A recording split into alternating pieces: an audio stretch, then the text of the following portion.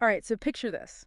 It's 1994, and bam, suddenly Pulp Fiction explodes onto the scene. Yeah, it's like this total game changer. You've got Tarantino, Travolta back in the game, Jackson, Thurman, Willis. Talk about a lineup. And they're all caught up in this, well, it's not your typical crime story, is it? It's like a twisted tour through the underbelly of LA, but all jumbled up. Right. It throws you right into this world of hitmen grappling with, what's right and wrong, this boxer haunted by his past, and then you have this diner robbery that's like, well, are these the bookends of the story or the beginning? It keeps you guessing. And that's exactly what we're diving into today. Why does this movie, even after 31 years, still feel so fresh, so relevant? You brought along some really intriguing excerpts from Pulp Fiction, time, violence, and Tarantino's twist, which, as you know, is a deep analysis of the film.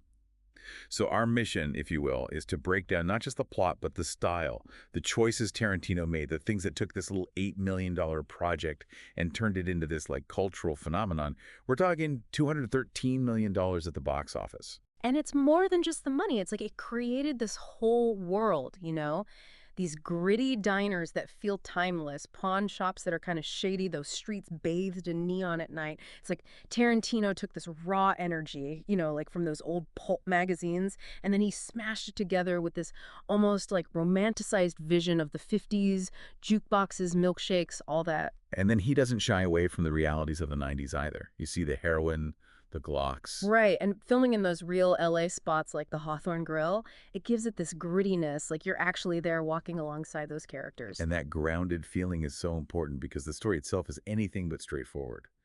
The way he jumps around in time, like Butch's big fight happens way before we even see Vincent. Well, You know, meet his end. Yeah, it's almost like a puzzle. You have to piece it together as you go.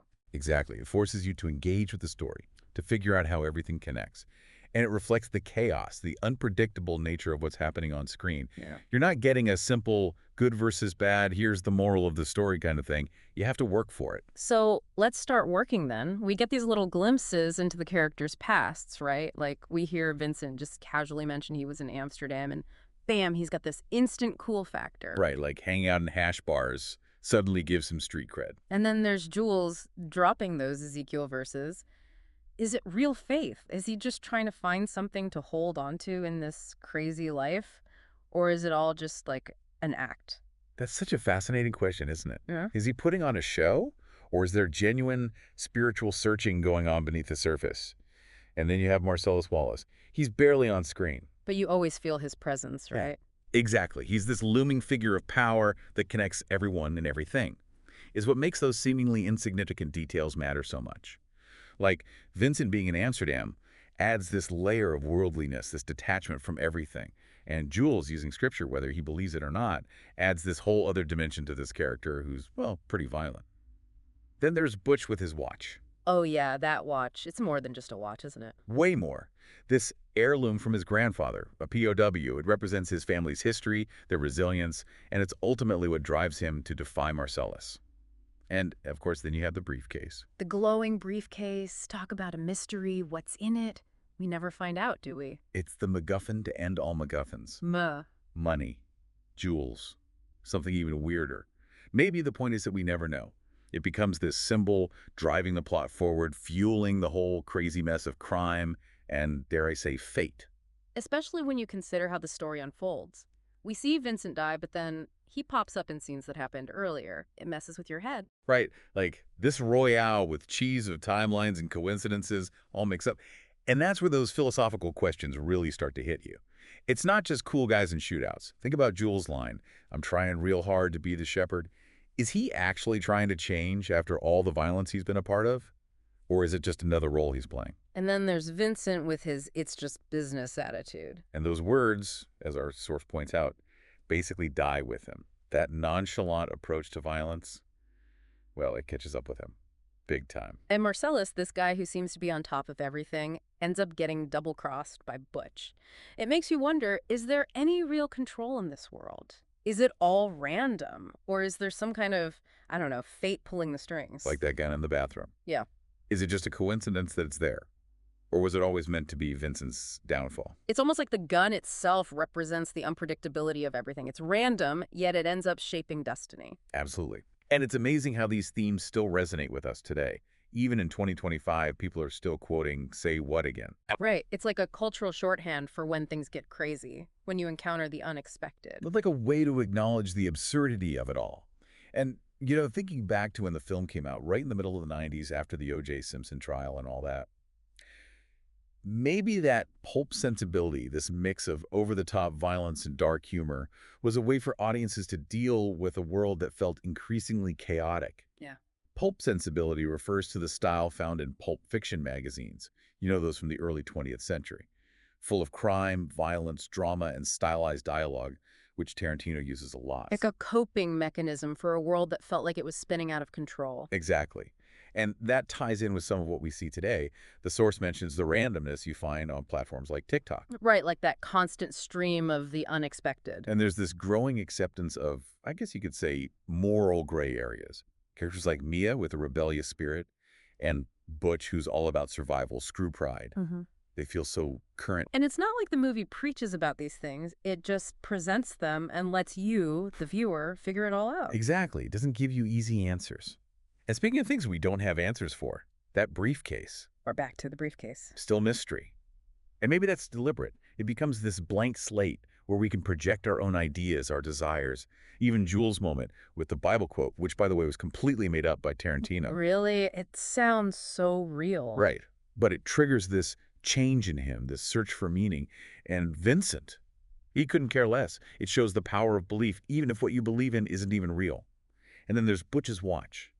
Not just a timepiece, but a symbol of sacrifice, a reminder of the debt he owes to his family. It's like it's ticking with history, with obligation. And the critics, they haven't exactly agreed on what it all means, have they? No, not at all. Nihilist chic is a term that gets thrown around a lot. But the film, as the source suggests, is way more complex than that. It's about life's randomness, how you can never be sure what's going to happen next. It's like flipping a coin. You just never know how it's going to land. So think about it. You listening right now, do you relate more to Jules trying to find meaning in the chaos, or to Vincent, who just seems to accept whatever comes his way? It's a good question. And speaking of chaos, let's talk about the action in Pulp Fiction. It's not your typical Hollywood stuff. It's sudden, shocking, and brutal. Like, remember Marvin in the back seat? Oh man, yeah. Yep. 1 minute he's there, the next, boom, head explodes. It's horrifying, but you almost have to laugh at the absurdity of it. It's like Tarantino takes it to this extreme level, this over-the-top spectacle, but it still feels grounded somehow. Like that adrenaline shot scene when Mia overdoses, they actually used a real needle. Obviously not injecting anything, but still. Yeah. And you can see Travolta's hands shaking. Yeah, it makes it so intense, so real. And Butch fighting that gimp in the pawn shop. Willis actually used real steel props for that scene. Wow. Talk about commitment. Rolling Stone described it as a brutal ballet, which kind of sums it up, doesn't it? Totally. And those raw, almost unrehearsed performances add to that feeling. Think about Travolta. His career was basically in the dumps before Pulp Fiction. And suddenly he's back as this cool, charismatic hitman. And Jackson, apparently his audition was so powerful, he practically defined the character of Jules. There's this energy he brings, this intensity that just jumps off the screen. And some people even say he had a hand in writing some of Jules' lines. Yeah, that wouldn't surprise me.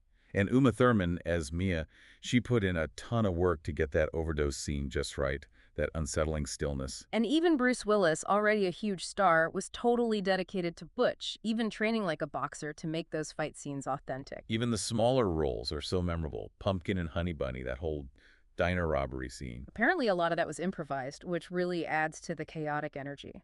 And then there's Tarantino's technical choices. Shooting on 35mm film, no CGI, it gives the movie this texture, this richness that you just don't get with digital. And that Jackrabbit Slim set, it's not just a backdrop, it's a whole environment. And the soundtrack. Surf rock, soul, funk. It's perfect. It's the glue that holds everything together, and no orchestral score, which makes those needle drops even more impactful. Right, every song choice feels deliberate, Yeah. important. And then you've got the GIMP scene. Yeah, real ropes, lots of tension on set. You can feel it watching it. It pushed the boundaries, that's for sure. But even with all the darkness, there's this weird humor running through it, like when Marvin gets shot. Oh man, yeah. I shot Marvin in the face. It's shocking, but there's this dark comedy to it, too. It's a reminder that this is still a movie, even though it feels so real. So let's talk about those characters. Vincent, the cool, calm, and collected junkie. Thanks to Travolta's performance, he's just magnetic. Jules, Wrestling with his conscience. Jackson brings such depth to the role. And those Bible verses. Mia, rebellious and captivating. Carmen is iconic in that role. Marcellus, the imposing crime boss. Rames is just terrifying, even when he's not saying much. And then Butch, the tough guy who just wants to survive. Willis is perfect as this kind of understated, determined guy. You can't forget those supporting characters either. Pumpkin, Honey Bunny. A wolf. They all add to this rich tapestry. And the actors, they really brought it. Travolta's career comeback, Jackson's rise to stardom, Thurman creating this unforgettable female This characters. is a masterclass in casting. And those iconic lines. Vincent's, that's a bold statement. Jules saying, I'm done. Mia flirting with danger. Marcellus with his threats. Butch and his finality with Zed's dead. The chemistry between them all is electric. And it led to some serious accolades. 7 Oscar nominations, including Best Picture. And a win for Best Original Screenplay. Well-deserved. Over $200 million at the box office. This little indie film became a global phenomenon. And it influenced so many other movies, even Tarantino's own later work, like Kill Bill and Inglourious Bastards. It's surprising there was never a sequel, isn't it? Maybe it's better that way. It keeps that mystique. The stories from behind the scenes are pretty wild, too. You know, Harvey Weinstein wanted to cut the GIMP scene, but Tarantino wouldn't budge. Good for him. And Travolta getting an Oscar nomination, that was huge. The leaked script wasn't that well received either. It shows how much Tarantino refined his vision. And even now, all these years later, with the 90s revival happening, The fashion, the music. Pulp Fiction still feels fresh. The dialogue is quotable, meme-worthy. It's funny to think back then it was considered controversial with the violence, the language. Now it's a classic. Royale with cheese. Mm-mm. Bad motherfucker wallets. Tarantino's DNA, as he called it. It's infiltrated our culture. It's taught in film schools. It's part of everyday conversation. Apparently that twist contest dance is still a thing at proms. It's more than a movie, it's a whole vibe. But, not everyone's on board the Pulp Fiction love train. Some people think it's overrated, maybe even a little pretentious. Right, like it's all style and no substance. But then others see it as a high point of cinema, praising the unique storytelling and the deeper themes. Even specific parts of the movie are debated.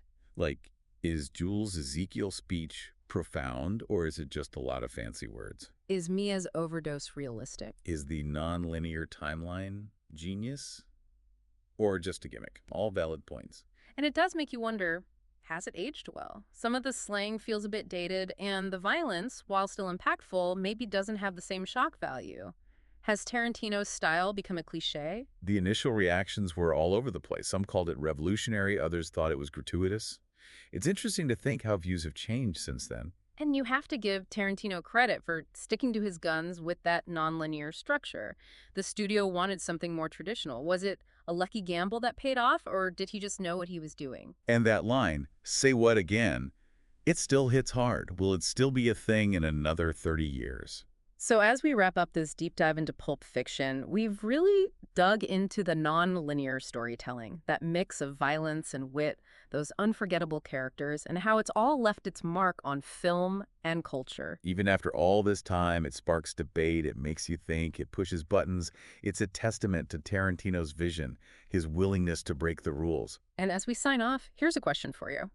Thinking about all the chance encounters and unexpected consequences in the movie, what single moment to you best captures the unpredictable, sometimes crazy nature of life itself? Maybe it's time to revisit the film or check out some of Tarantino's other work with all these new ideas in mind. Food for thought. Until next time. See them.